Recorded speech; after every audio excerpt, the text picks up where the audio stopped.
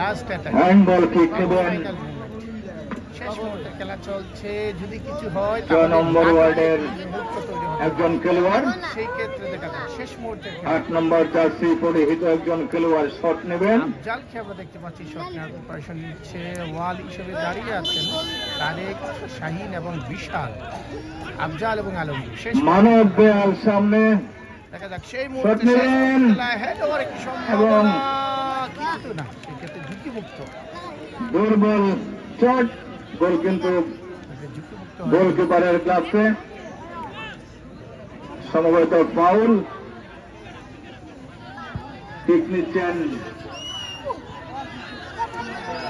আবার আক্রমণে 5 নম্বর ওয়ার্ড, কিন্তু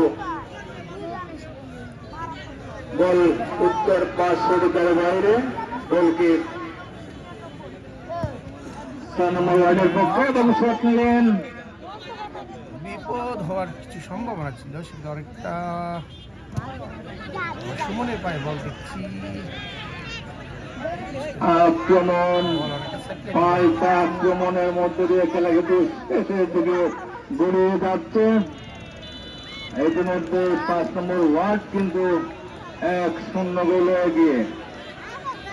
দেখা যাক সম্ভবত কর্নার কর্নারকে হাফ চান্স বলা হয়, সেক্ষেত্রে আবারও আফজাল এখন শট দিতে গেলেন। এটি হতে পারে খেলার ফাইনাল খেলার শেষ কর্নার। সেরা প্লেয়ার আফজাল দেখা যাক এই সুযোগটি কাজে লাগাতে পারেন। শট নিলেন আসছে বলে এই যে গোলকিপার